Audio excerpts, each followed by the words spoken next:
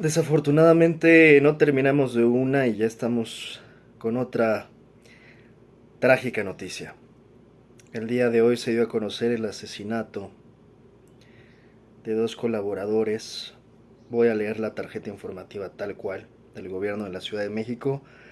Ciudad de México, 20 de mayo de 2025. El gobierno de la Ciudad de México informa que lamentablemente perdieron la vida durante una agresión directa a la secretaria particular de la jefa de gobierno, Jimena Guzmán, y José Muñoz, asesor, en la calzada de Tlalpan y la calle Napoleón en la colonia moderna de la alcaldía Benito Juárez. Personal de la Secretaría de Seguridad Ciudadana y la Fiscalía General de Justicia, ambas de la Ciudad de México, con apoyo del Gobierno de México, ya realizan las investigaciones correspondientes para determinar el móvil. Además, se realiza el análisis de las cámaras de videovigilancia en la zona para identificar a los probables responsables que se sabe viajaban a bordo de una motocicleta. No habrá impunidad, los responsables serán detenidos y deberán enfrentar a la justicia. Desde el gobierno de la Ciudad de México enviamos condolencias a sus familiares y seres queridos. Además se brindará todo el apoyo necesario. Realmente por momentos ya estas palabras empiezan a ser totalmente vacías, ¿no?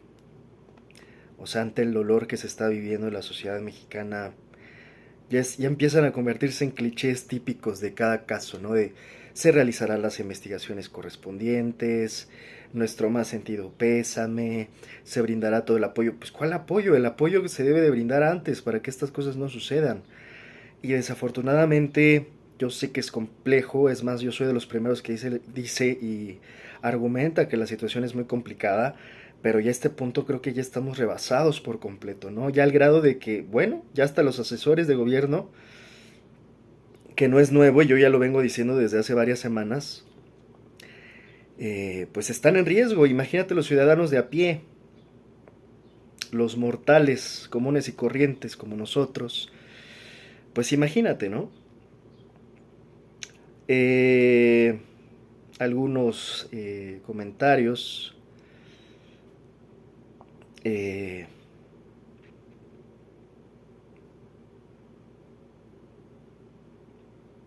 sobre Jimena Guzmán, secretaria particular de Clara Brugada. Era una funcionaria pública excepcional, una mujer honrada, trabajadora de primera. Lamento enormemente su pérdida. Hay personas dando la vida porque nuestro país sea mejor día a día y Jimena era una de ellas, lo dice Viridiana Ríos. Qué lamentable, cabrón. Apenas ayer estaba hablando del caso de Devani y insisto, es una locura. Ya por momentos ya estamos en una situación verdaderamente ya no solo alarmante, ya es desquiciante, ¿no?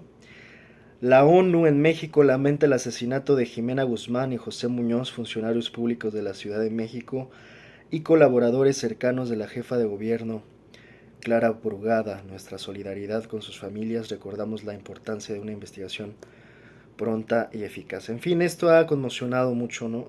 Evidentemente la opinión pública. Hoy ya están los videos.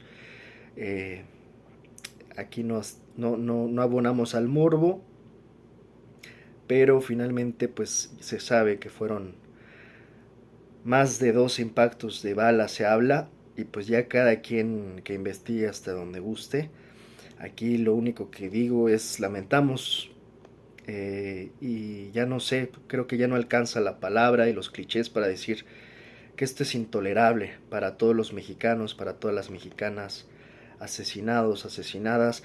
Y justamente de hoy iba este comentario, es una locura en el sentido de que, bueno, esto acaba de pasar, pero yo de cualquier manera, justamente hoy iba a hablar al respecto de lo que vengo comentando desde hace varias semanas, que es sobre la seguridad de los jueces en esta próxima primera, digamos, primera y pionera elección a jueces que tendremos.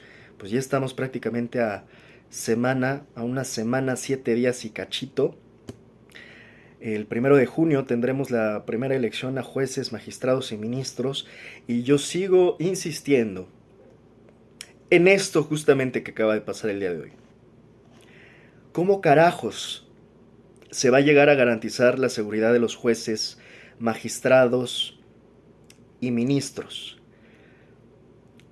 magistrados, magistradas, ministros y ministras que sean electos, porque, insisto, que ya venimos en un modus operandi, desde hace ya, incluso puedo decir, no meses, ya van un par de años al menos, en donde se están de manera muy notable, porque esto ha pasado, podríamos decir, casi siempre en México, pero ahora se está exacerbando más que nunca. Está aumentando la frecuencia, está siendo mucho más evidente el asesinato de alcaldes, presidentes municipales, candidatos. Vamos, esto mismo que acaba de pasar el día de hoy. No olvidemos incluso el propio atentado en contra de Harfuch en la Ciudad de México, que fue terrible, fue de milagro salió vivo Harfuch de eso. Y afortunadamente, y qué bueno. Pero a lo que voy es que este modus operandi está siendo ya intolerable. Y si esto, por supuesto, y no hay que ser videntes, ni brujos, ni chamanes para saber que esto muy probablemente ocurrirá en las elecciones a jueces, ya sea antes, durante y después. ¿Cómo el Estado mexicano va a poder garantizar la seguridad de jueces, magistrados y ministros que sean electos? Porque, insisto, mientras no tengan una garantía, ellos estarán amenazados y en riesgo constante de ser asesinados. Insisto, un riesgo que ocurrirá antes, durante y después. O sea, porque incluso ya estando electos, puede ser meses después, un año después, pero podrían empezar a asesinarlos.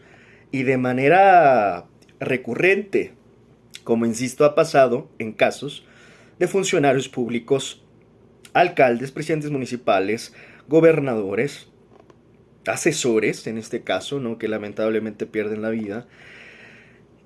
Insisto, yo no sé si ya se está tomando en serio esto, como una estrategia mínima para saber cómo es que se les va a llegar a dar y dotar de seguridad a todos aquellos elementos que sean electos para el Poder Judicial, para esta reconfiguración de Poder Judicial. Muy bien, muy bonito y todo, pero ¿cómo vas a garantizar que estos elementos van a ser protegidos ante evidentemente un papel y una función que les va a implicar muchos riesgos y muchas amenazas por todas partes? Entonces, bueno, esto es algo que quiero seguir insistiendo, ya lo he venido comentando desde hace varios meses. Para mi gusto es una de las cuestiones fundamentales que espero que estén contempladas y que estén teniendo una estrategia. Yo ya he digo, esto al final le corresponde a las autoridades de seguridad, idear algún plan. Yo lo que diría es, a ver, es muy complicado que tú, o no sé ni siquiera si alcancen un presupuesto, pues es complicado que tú les puedas dotar casi a cada uno de estos jueces, tomando en cuenta que son muchos jueces, muchos magistrados y demasiados ministros ya en suma en todo el territorio nacional, pues es difícil que como que les puedas llegar a dotar de un guardaespaldas a cada uno. Pero lo que creo que se podría llegar a generar, y eso es una idea de un mortal que tal vez no tiene ni la más mínima idea de seguridad, pero sería crear un cuerpo especializado para la protección de jueces, que pues esté de alguna manera independiente, autónoma, para que justamente no vaya a haber riesgos de que haya infiltraciones. Por ejemplo, a lo que me refiero es que no se tome la misma seguridad pública para defender a los jueces, sino que sea especializada y de alguna manera exclusiva para ellos, para que de alguna manera se tengan dobles verificaciones de quienes conforman parte de esos, digamos, grupos especializados de seguridad, que esté lista y disponible para proteger y protección a los jueces. ¿Por qué digo que no sería conveniente desde mi punto de vista utilizar a las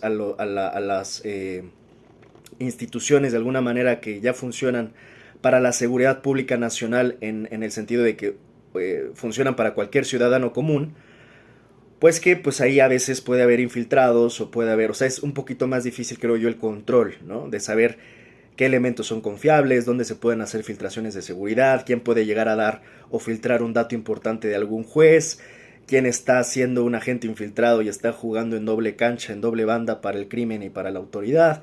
Siento que si tomas toda esa macroestructura que es muy grande, desde la Guardia Nacional, las policías, siento que se complica. En lugar de abonar a la seguridad de los jueces, magistrados y ministros, más bien puede que los pongas en riesgo. Por eso, de lo que se me llega a ocurrir es crear, insisto, un cuerpo especializado de seguridad, especializado y enfocado en la protección de jueces, magistrados y ministros. Y pues que sea, no sé, de unas 100 personas, 200, por ahí, ¿no? Que tengan una línea telefónica exclusiva, en fin. Que tengan por ahí un registro de, a ver, dame tu número de juez para poder dar acceso. No sé, que genere un sistema. Eso es lo que más se me ocurre, porque pues sí, lo ideal es que tuvieran seguridad cada uno, que a veces ni eso basta. Pero lo que digo es que tiene que ser un tema fundamental, porque si no, todos estos esfuerzos, o sea, esto es lo relevante de esto. Primero, que ellos merecen seguridad como cualquier ciudadano mexicano, ciudadano y ciudadana. Pero si al final no les dotas de seguridad, al final lo que estás poniendo además en riesgo es toda la estrategia esta que se llevó a cabo para reconfigurar el Poder Judicial, pues al final se puede caer y poner en riesgo toda esta gran estrategia innovadora y demás, pues todo al final se te puede caer si no les dotas de seguridad. O sea, al final el objetivo puede estar en riesgo. El objetivo, vamos, de hacer accesible la justicia a los mexicanos y mexicanas. Pues si simplemente no alcanzas a darles el mínimo de seguridad a tus jueces, magistrados y ministros, porque insisto, de manera constante van a estar en riesgo y van a estar amenazados, y por ende su función pública va a ser imposible, va a ser imposibilitada precisamente por los riesgos de seguridad, a su seguridad. Entonces, si la gran idea era volver a un México más justo a partir de esta reforma judicial, pues al final lo que va a suceder es todo lo contrario, ¿no? O sea, vas a obstaculizar aún más el acceso a la justicia, porque, insisto, vamos a vivir bajo un manto de amenazas y riesgos en contra de los procuradores de justicia, de los jueces, de los magistrados y ministros.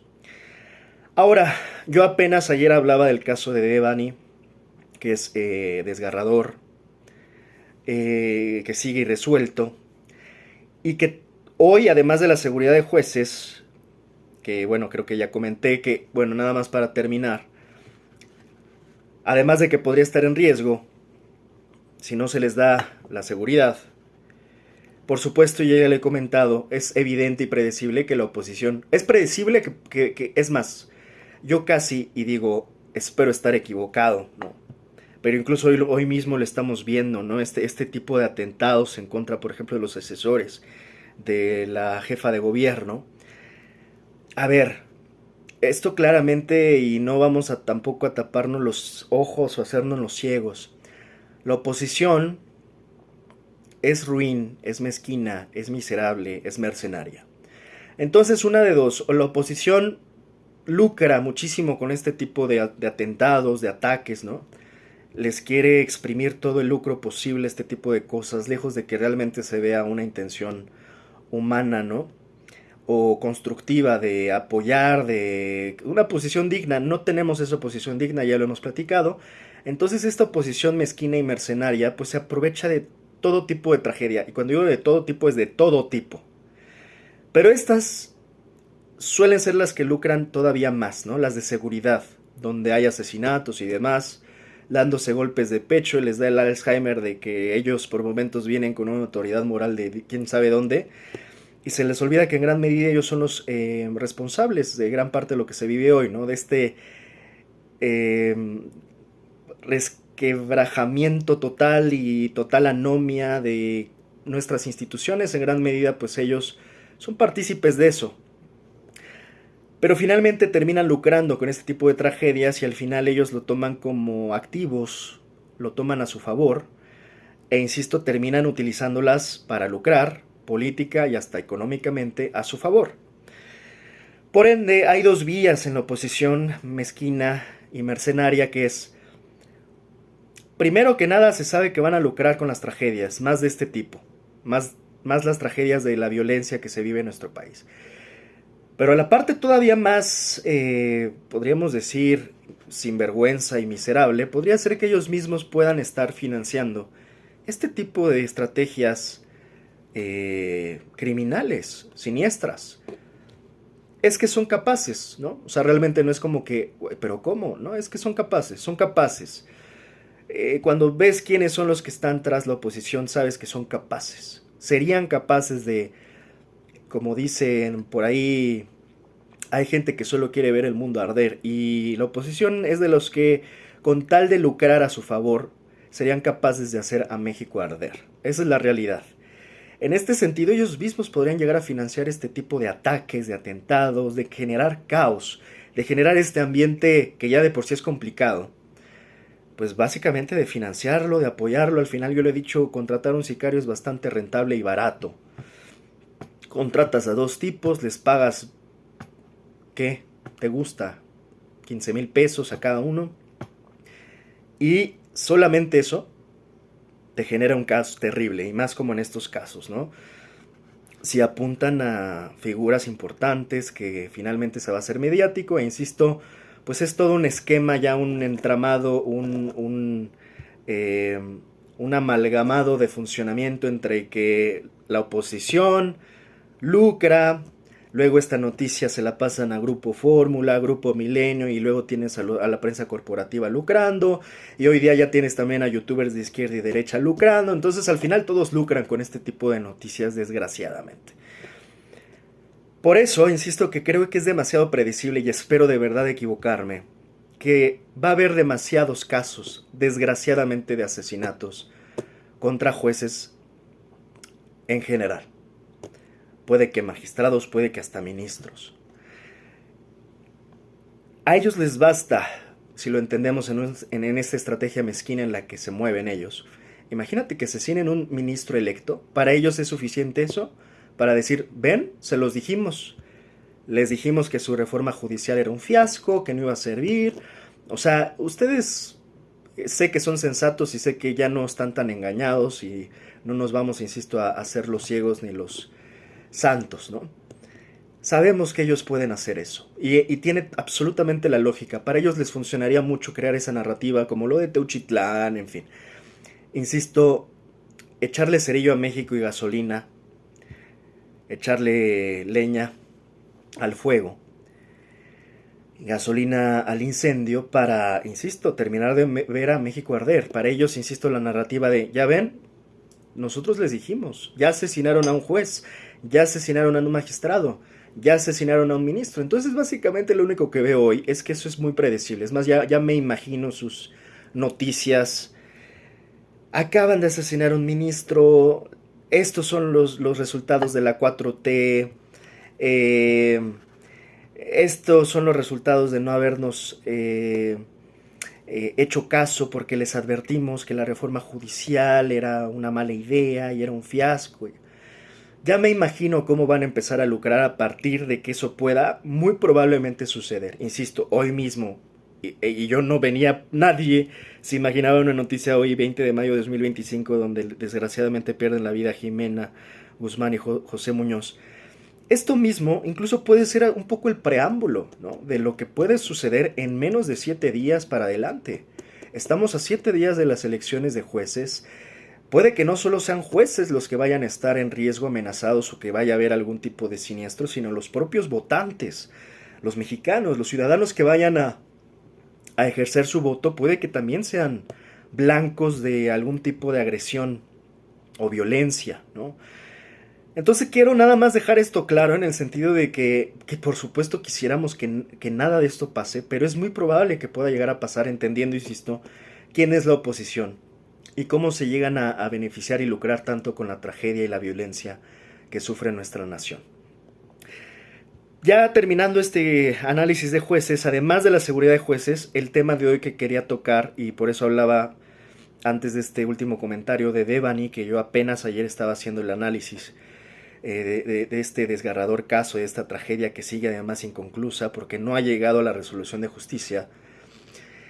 Quiero decir que también creo que queda una parte pendiente que es sumamente relevante, que es reformar a las fiscalías. O sea, yo entiendo que ya hubo una reforma judicial, que bueno, esperemos que todo se pueda, eso es lo que esperemos, se pueda llevar a cabo de la manera más pacífica posible, que insisto, la oposición no le vaya a estar echando leña al fuego para que esto se vuelva una carnicería violenta, ¿no? O sea, la elección de jueces se vaya a volver una carnicería. eh, entonces, vamos a esperar, esperemos que sea, insisto, unas elecciones que se lleven a cabo de la manera más pacífica posible. Pero insisto, al final la reforma judicial, bueno, ya es constitucional, ya están las elecciones a un par de días de distancia, a una semana. Pero esto está incompleto y precisamente ayer que yo analizaba el caso de Devani, cuando te das cuenta que las fiscalías y ciertos aparatos y autoridades de investigación, incluyendo las propias policías, todavía no están dando el ancho, es inevitable entender que no basta la reforma judicial.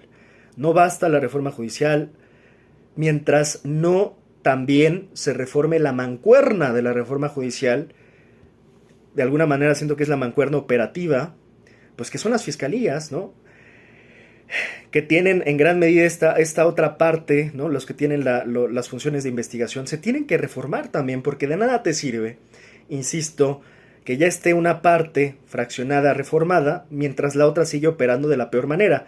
Y todo esto va a ser un proceso a largo plazo, y eso es lo que hay que entender también como ciudadanos. También esto va a requerir mucha participación ciudadana. Incluso en esta misma elección esperemos que haya una participación importante de la ciudadanía, que también creo que tiene un papel importante. O sea, al final el ciudadano se queja, pero también luego no participa. Cuando tiene que hablar, cuando tiene que participar, cuando tiene que alzar la voz, pues no lo hace, ¿no? Se queda como que dormido en sus laureles, muy indiferente, muy indolente, pero ya cuando le toca el momento de quejarse es el primero en levantar la mano, ¿no? Entonces yo creo que no solo hay que formar parte del problema, hay que formar parte de la solución. Y las soluciones no son sencillas, ¿no? Para nadie en este país, pero hay que empezar a hacer algo, porque si nos quedamos así nomás con los brazos cruzados, pues creo que todavía más difícil va a ser cambiar algo en nuestro país. Entonces, esto va a requerir tiempo, proceso, creo que va de mediano a largo plazo estos cambios, no van a ser, probablemente ni siquiera veamos los resultados en este sexenio. Por lo mismo creo que necesitamos mucha participación ciudadana, pero insisto, necesitamos también reformar la otra parte, digamos, la otra cara, la otra mitad, digamos, de las fiscalías, de las policías, porque, insisto, no basta reformar solamente el Poder Judicial. Hasta donde tengo entendido, esa es la idea. Hasta donde me quedé, esa era la idea, ¿no?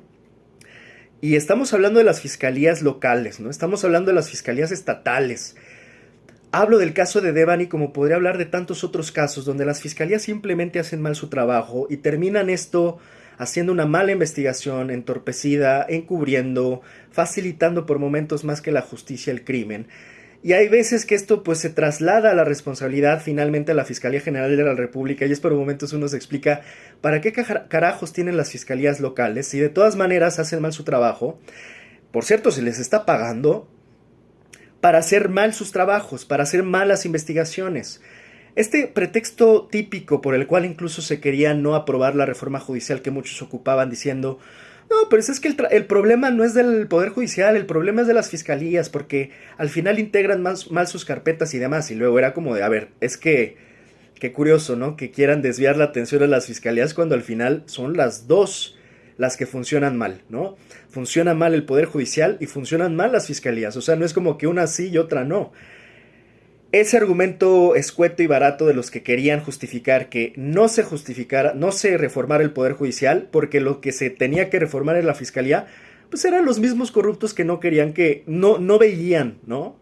Que era claro como el agua, que el Poder Judicial era totalmente corrupto e impune y casos hay para aventar al cielo. Yo incluso ya había llegado a mencionar una lista completa de casos, incluso Harfuch hace poco volvió a sacar una lista de cuántos criminales dejaron libres ellos. Pero siempre quisieron excusar diciendo es que están integrando mal las carpetas, las fiscalías, y es que está mal, hay errores en el debido proceso. Por ahí se la querían sacar siempre. Y sí, en gran medida sí, también. O sea, es que aquí no es como que sea mutuamente excluyente. Las dos partes están, insisto, funcionando mal. Funcionan mal los jueces y funcionan mal las fiscalías, y hay que entender que ese pequeño detallito y pretextito que se ocupa de que es que se integra mal la carpeta, es que se hizo mala investigación, es que está mal hecho el debido proceso, hay que entender que eso era justamente parte, y sigue siendo hasta la fecha, de un modus operandi que esperemos que cambie con estas reformas al Poder Judicial y esperemos ocurra reformas a las fiscalías, pero era un modus operandi que se ocupaba justamente. Había una colusión entre poderes, entre autoridades de investigación, entre fiscalías, entre policías, donde era de, ¿sabes qué? Intégrame mal esa carpeta para que justamente el juez simplemente diga, ¿sabes qué? Rebótala, porque está mal integrada, porque está mal investigada, por lo que sea. Es que ese era el tema. El modus operandi criminal estaba de las instituciones que se supone que estaban encargadas de hacer dos cosas fundamentales. Primeramente la investigación y segundamente la impartición de justicia. Para el caso, ninguna de las dos funciones se hacía de la manera correcta, y no solo es que era por un tema de negligencia, como lo he estado explicando muchas veces, era un tema doloso, se hacía de manera adrede, para que justamente se liberaran criminales de cuello blanco y de delincuencia organizada. Entonces, porque no nada más hay criminales, aquí también se olvida, no nada más hay criminales con pistola, hay criminales de cuello blanco que solían además ser los más protegidos, ¿no? Entre otros muchos, por ejemplo, los que no pagan sus impuestos, en fin, ¿no? Ahí se tenían, o sea, lo que hay que entender es que había un sistema totalmente diseñado. Ahora hablo de los pretextos de las carpetas mal integradas, que insisto que era un modus operandi para liberar delincuentes, pero también estaban los recursos de amparo, que pues ahí se la podían llevar a largas, hacer largas de que no, pues mira, es que interpuso el recurso de amparo y pues mira, pues quién sabe cuándo se resuelva.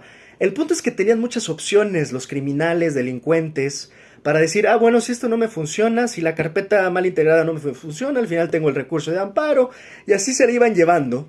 El punto es que al final la justicia era inaccesible, y al final nunca había culpables, y los que había los liberaban, todavía tenían esa... Es que de verdad es cínico hasta la médula, ¿no? Que o sea, hasta el último gramo y renglón y punto y coma de sus acusaciones las podían debatir, las podían impugnar, las podían... O sea, hasta la prisión domiciliaria, hemos de decir que es un concepto que yo diría, no, pues está toda madre, ¿no? O sea, ¿cuántos no se han ido a prisión domiciliaria? Y yo digo, es que no tienen madre, ¿no? O sea, ya hasta esos recursos que dices, bueno, sí soy prisionero, pero estoy bien a gusto en mi casa viendo Netflix, casi casi, ¿no? Entonces... tenían muchas opciones, todas las redes criminales, insisto, criminales con armas largas, armas cortas, armas blancas o criminales de cuello blanco, tenían muchas opciones para evadir la justicia, y ese es el tema. Pero a lo que vuelvo es, hace falta reformar la mancuerna principal del Poder Judicial, que son las fiscalías, las policías y demás. Mientras no se reformen también estas partes, la verdad es que esto va a quedar incompleto, va a quedar a medias. Y, perdón, vuelvo a insistir en el caso de Devani, es que justamente, a ver, nada más por hacer un paréntesis de lo que analicé, ¿cómo es posible que haya 3 dictámenes distintos, sumamente distintos, sobre la causa de su muerte después de las 3 autopsias, necropsias que se le hicieron? Y que no haya consistencias en la investigación después de 3, 4 años ya casi. Y que no haya culpables, y que no haya una investigación consistente, y que haya tantas fallas en la investigación que se quisieron hablar que eran negligencias, cuando son sin duda alguna encubrimientos y complicidades que hay entre criminales y autoridades. Entonces, así como el caso de Devani, podríamos hablar del caso de Ayotzinapa, podríamos hablar del caso de Florence Cassés, podríamos hablar del caso Wallace, podríamos hablar de tantos casos, ¿no? O sea, tienes casos para aventar al cielo a diario, que se almacenan y acumulan expedientes a diario, de la cantidad de víctimas que hay en este país, que no pueden acceder a la justicia precisamente porque las fiscalías no funcionan, porque las autoridades de investigación no funcionan, porque las policías están corruptas y coludidas, porque el poder de justicia en su momento, que esperemos que cambie, de verdad esperemos que cambie, porque puede que no cambie, pero esperemos que cambie, pues no impartían investigación y justicia tampoco. Entonces, lejos de ser facilitadores de justicia, eran más bien estructuras, perdón, eran instituciones que obstaculizaban el acceso de la justicia, y al final toda esta macroestructura entre la parte judicial y de investigación hacía que realmente, y sigue haciéndolo hasta en gran medida, que el ciudadano mexicano, que el mexicano y la mexicana no puedan acceder a la justicia. Así de simple, ese es el resultado final. Está el caso de Teuchitlán, ¿no? Ahora con las fiscalías de Jalisco. Insisto, está el caso de Devani con la fiscalía de Nuevo León. En fin, el punto es que no funciona, y tú podrías irte a las fiscalías de Veracruz, de Morelia, y al final todas tienen un problema. Entonces, insisto, va a quedar mochada estas intenciones y estrategia para acceder a la justicia si es que no se terminan de reformar también fiscalías y policías, y se terminan como de arreglar y regularizar y auditar y todo lo que implique. Pues arreglar todo este merequetengue, la verdad, que tenemos entre, insisto, autoridades de investigación y autoridades de impartición de justicia. Mientras esa mancuerna no se arregle, no va a haber sincronía. Porque aquí lo que debe de haber es justamente un flujo natural, transparente, ético, que abone realmente y que vaya en el sentido de acceder a la verdad y la justicia de cada caso. Y no al revés, no un sentido que está estancado, como por ejemplo, insisto, el caso de Devani, entre muchos otros casos que están estancados simplemente porque no funciona la estructura. No funciona la estructura de justicia en nuestro país, ¿no? Entonces, insisto, simplemente que tener claro que no basta reformar el Poder Judicial, ya se reformó, ya es constitucional, ok, el siguiente paso entonces es las fiscalías, las policías, todas las autoridades de investigación, tener una sincronía, tener una auditoría, por más que tengan, hasta donde entiendo, cierta autonomía en las fiscalías locales que luego de eso se benefician. Yo creo que debe de haber un lineamiento básico para operar, porque si no, pues unos están haciendo una cosa y otros otra, pero bueno. Entonces este es el segundo comentario que hago hoy. Y el tercero, y con este termino, porque un poquito todo esto va de la mano. Hoy, insisto, los temas fue seguridad de jueces, ya terminamos. Segundo, fiscalías. Reforma a las fiscalías y policías, ya terminamos también. Y tercero, lo que yo detecto ya como riesgos de dotar de tanto poder a el sector militar.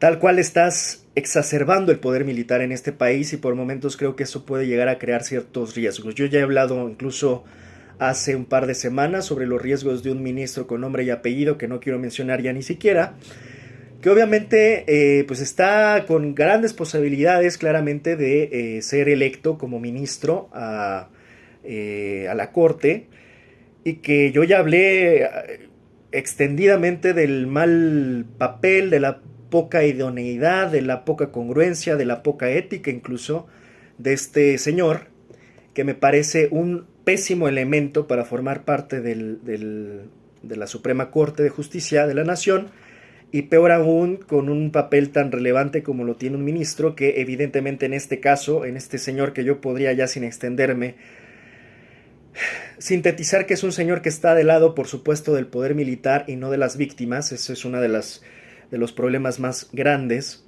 porque asimismo lo ha demostrado su carrera profesional, porque no hay forma que él pueda de la noche a la mañana decir es que sí apoya a las víctimas cuando nunca lo ha hecho, cuando ha incluso llegado bajo sus propias declaraciones y palabras decir que él ha defendido a torturadores como Acosta Chaparro, y que, por ejemplo, en casos emblemáticos como Ayotzinapa, donde por supuesto él, estando del lado del poder militar, del lado de ese gremio que él mismo dice que pertenece, pues en el caso de Ayotzinapa no se le vio haciendo prácticamente nada, o abonando prácticamente nada, ayudando, colaborando en nada.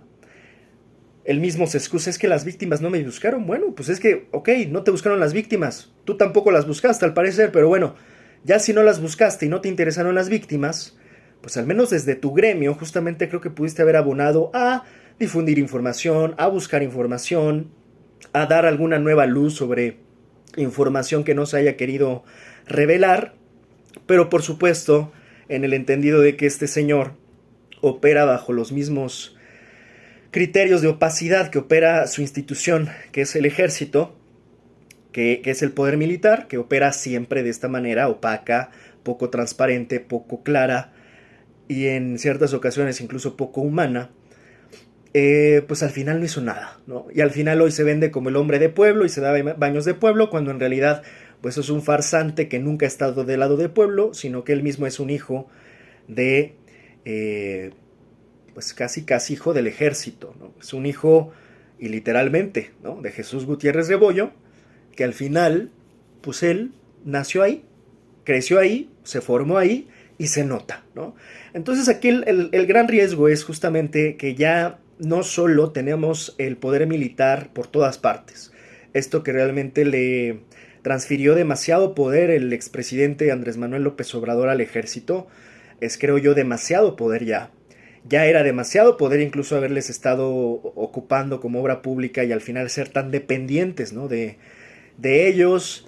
De alguna manera en esto en gran medida explica por qué el caso Ayotzinapa llegó a un punto de, pues básicamente de estancamiento, donde ya no se pudo avanzar más en la investigación, porque justamente el techo de concreto con el que se topó la investigación pues era un techo de concreto de color verde olivo, que ya no permitió seguir en justamente las partes más relevantes probablemente de la investigación, porque muy probablemente había pues ya una cierta relación con la participación en aquel momento de ese sector del ejército, que pues ya ni siquiera se pudo investigar, porque ya según las declaraciones de los que protegían al ejército, incluyendo hasta el propio expresidente López Obrador, decían: es que ya les entregamos todo, ya no hay nada que buscar, ya no hay nada que investigar, ya se dio toda la información, se acabó, ¿no? Entonces,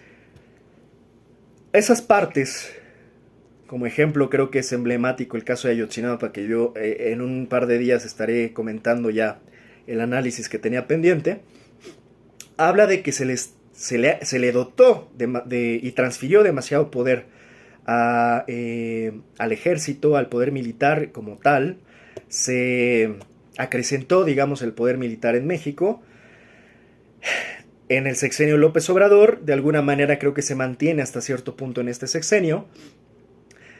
Y hay riesgos, insisto, ya inéditos de que tengamos por primera vez en México, y eso no es una buena noticia, hay riesgos calculables, como bien lo dice Vanessa Romero en su columna en el Reforma, hay riesgos calculables tal cual de poner a un ministro, y como bien se lo criticó el propio Julio Astillero a este aspirante a ministro, hay riesgos calculables, como dice Vanessa Romero, de poner a un ministro, como dice Julio Astillero, que suele apoyar y ponerse del lado de los militares y no de las víctimas.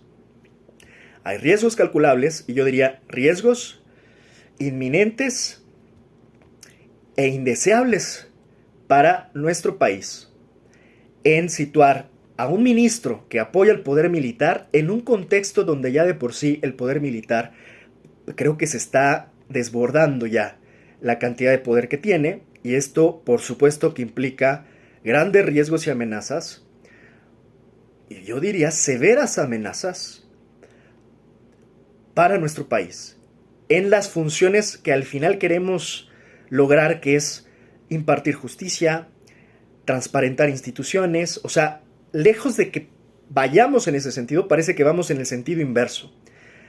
Porque aquí lo que no se alcanza a ver es que si ya de por sí las labores, no solo civiles, que está tomando el ejército, como en obras públicas y demás, que se les concedió, confirió, delegó esos trabajos en magno proyectos como el AIFA, como el Tren Maya, entre otros que se les pueda seguir adjudicando, ya es de por sí depender hasta cierto punto de la mano de obra de ellos.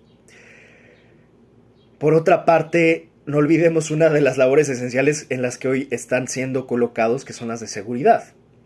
Entonces, Aquí el problema es que si vuelve a ocurrir, esperemos nunca, un caso como el de Ayotzinapa, la pregunta de fondo es ¿qué va a pasar? Y si además tenemos en ese momento un ministro que siempre se ha puesto del lado del poder militar, ¿qué va a pasar? O sea, ahora sí que ¿quién nos va a poder defender? Diría el Chapulín Colorado. ¿Quién podrá defendernos?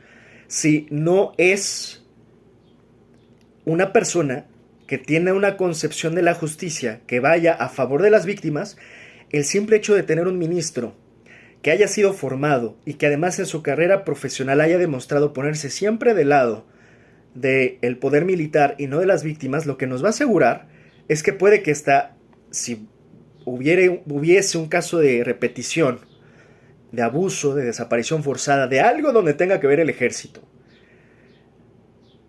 va a ser peor que en el caso de Ayotzinapa, porque insisto, ahora tendremos hasta un ministro que está abogando en tiempo real, y me parece que por 8 años al menos, por ellos. Y lo peor, insisto, es que muchos ciudadanos que votarán por este candidato no se han dado cuenta, tienen los ojos vendados, se han comprado el cuento de que es un hombre de pueblo y de que es un hombre honrado, ético, congruente y de izquierda, un hombre que además se mofa de la izquierda buena ondita cuando la izquierda lo critica, con argumentos además. ¿Qué clase de izquierda es ese? Esta es una izquierda facha la que él representa, es un facho en el fondo. Es un ministro Bukele, como le han llegado a llamar algunos. Es un facho de closet, que se baña de izquierda porque ahora le conviene ponérsele del lado del pueblo, porque ahora justamente contiende para una elección popular. Qué conveniente, qué oportuno. Como yo he dicho, aquí una de las cualidades principales de este señor es el oportunismo. Es un oportunista de primera que pues claramente ocupa todo esto a su favor desde su discurso supuestamente que de izquierda, que se siente obradorista. Y creo que ahí hay una desafortunada relación porque sí, en gran medida Obrador también encubrió hasta cierto punto al ejército, lo arropó, lo protegió, ya dijo, ya borró como un borrón y cuenta nueva. Sin embargo, sin haber hecho un mínimo de transparencia, de control, de auditoría, de limpia del ejército, de decir, a ver, ok, vamos a reconciliarnos con el ejército, que el ejército se reconcilie con la sociedad mexicana, pero el problema es que no hizo realmente como un punto de inflexión para decir, bueno, ya auditamos, ya transparentamos. No, realmente dejó a los mismos elementos de toda la vida que vienen desde el PRIAN. Muchos ahí siguen, muchos que estuvieron en Ayotzinapa ahí siguen, muchos que están desde la Guerra Sucia ahí siguen, incluyendo por ahí hasta este candidato. Y el ejército es, yo creo que de los poderes más poco cuestionados y poco transparentados y poco auditados, insisto, en esta opacidad que tienes probablemente el poder más poderoso, permítanme la frase, es un poder sumamente poderoso. Dentro de los tantos poderes entre orgánicos, fácticos que hay en este país, el poder militar es de los más incombatibles que tenemos en este país, porque no hay quien se les pueda llegar a... Bueno, ni el ejecutivo pudo, y un ejecutivo que en teoría estaba, pues, en teoría, el expresidente López Obrador estaba del lado del pueblo. Pero, pues sí hay que distinguir, porque precisamente una cosa es el pueblo y otra cosa es el pueblo uniformado. Y hay que ponerse bien del lado, porque hay que entender la historia, de dónde venimos, y una cosa es el pueblo y otra cosa es el pueblo uniformado, y otra cosa es la historia que tiene el pueblo de México en la relación con su ejército. Y no ha sido, es que hay que entenderlo, es como una relación que no funciona. No podemos hacer como que no pasó nada. No ha sido una buena relación. Desde el 68, desde la Guerra Sucia, desde Acteal, o sea, hay muchos casos. Ayotzinapa no es una buena relación. Y esa relación, para que funcione, pues hay que ser claros, transparentes, honestos, pedir perdón, señalar los culpables con nombre y apellido. Y eso no se ha hecho. No se ha realmente generado un proceso de auténtica reformación del ejército tampoco. Porque así como estamos hablando de reformar que el poder judicial, que el poder que el cuarto poder, que también creo que por ahí se debe de empezar a reformar la forma en la que el cuarto poder y la prensa corporativa difunde noticias que muchas veces, lejos de abonarle a la justicia, la complican. Pero para no desviarme, también el poder militar debe de ser reformado. Y en ese sentido, tal vez podríamos ahora sí empezar a generar una relación y una construcción de confianza con nuestro ejército, donde ahora sí podamos ver a un pueblo uniformado y no a un pueblo represor. Porque es muy romántico, ¿no? Hablar del pueblo uniformado, sí, hasta que no te apuntan, hasta que no te desaparecen.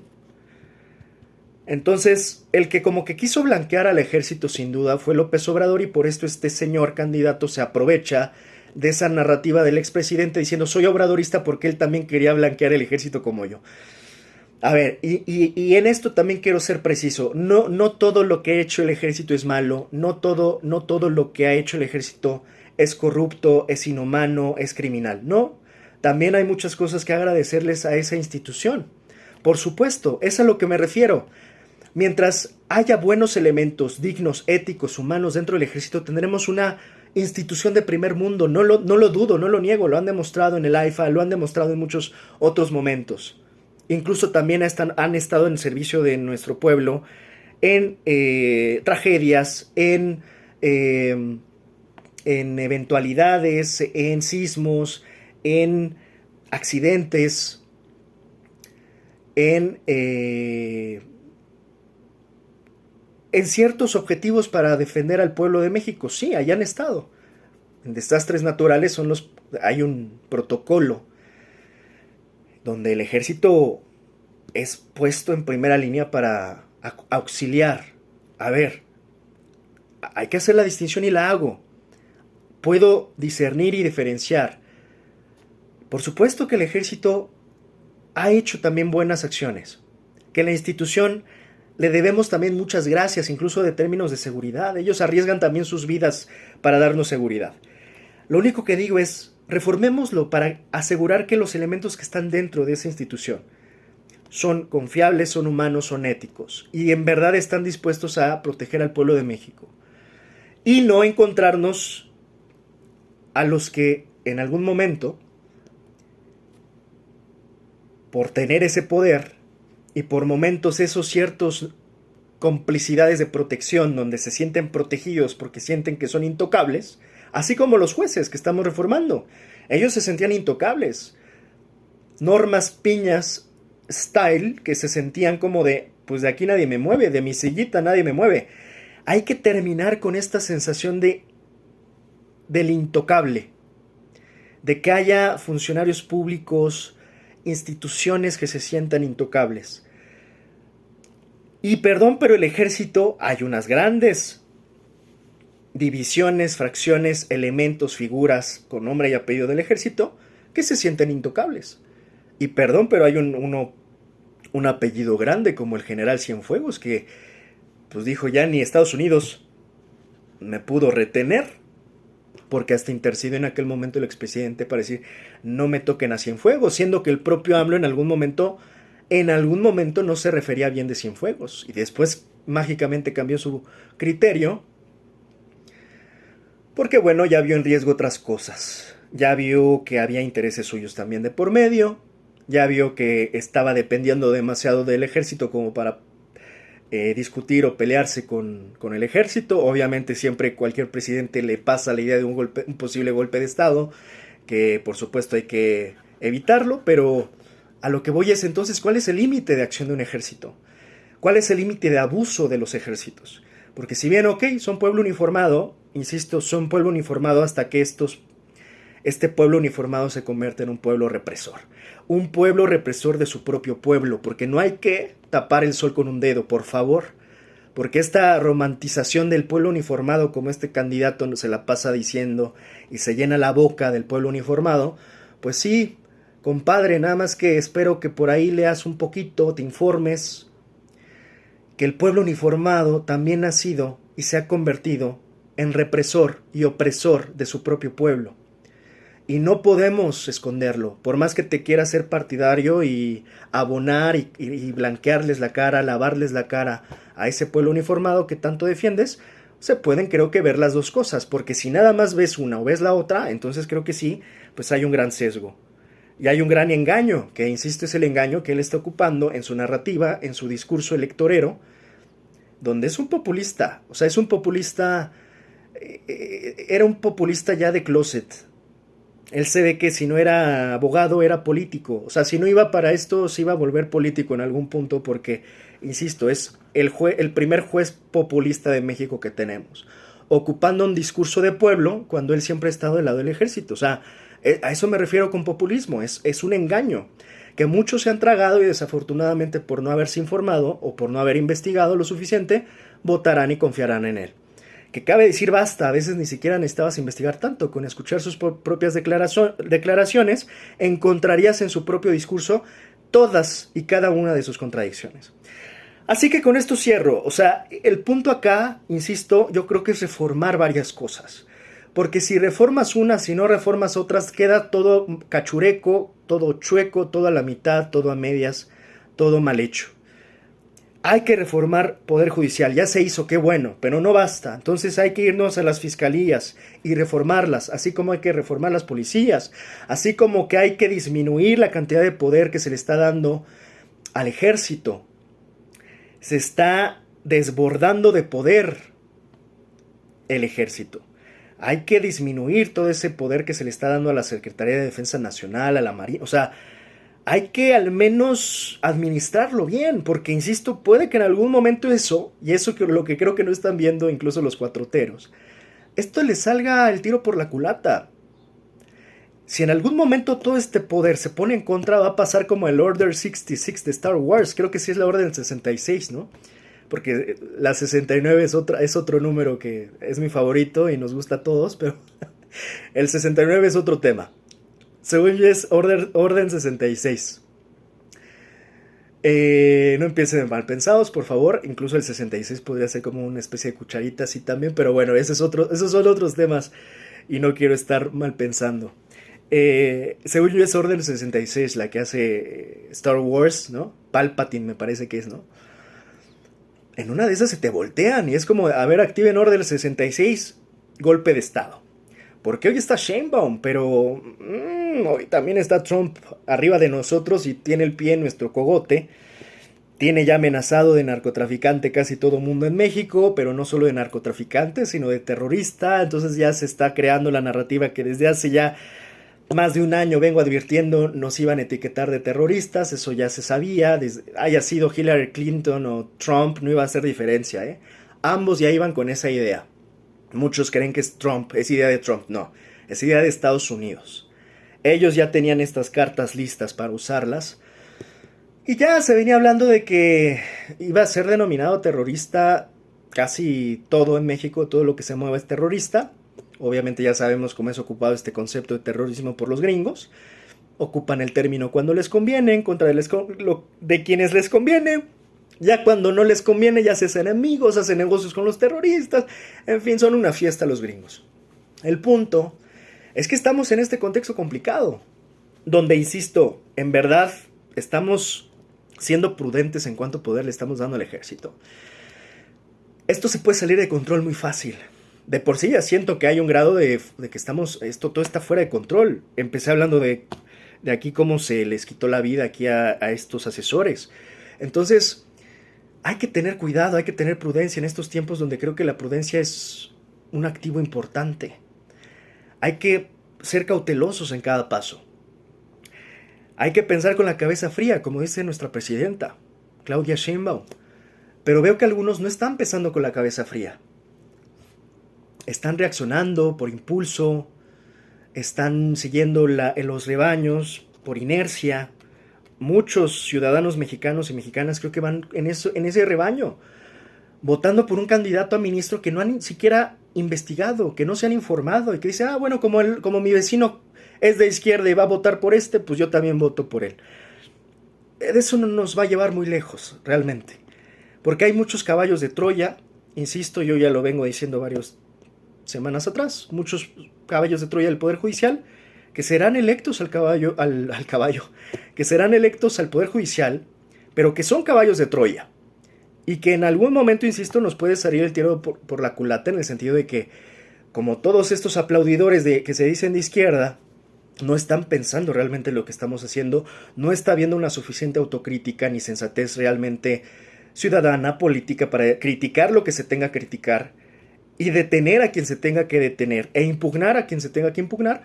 Pues insisto, todo se está yendo bajo la inercia, que en algún momento puede que paguemos demasiado caro, más en un contexto tan complicado como en el que está viviendo el día de hoy México, ¿no? Entre la cuestión interna como la cuestión externa, las amenazas internas, las amenazas externas, insisto, teniendo en cuenta este contexto no menor, donde hay una posible, muy posible, incluso invasión, ya sea declarada o de alguna manera simulada o encubierta del lado de Estados Unidos, que vengan a invadir hasta con sus propios Marines, con pretextos de terrorismo, porque así lo hacen siempre. A ver, ellos no etiquetan tampoco nada más porque sí de terroristas a las organizaciones, las etiquetan porque ya tienen un plan y lo van a implementar.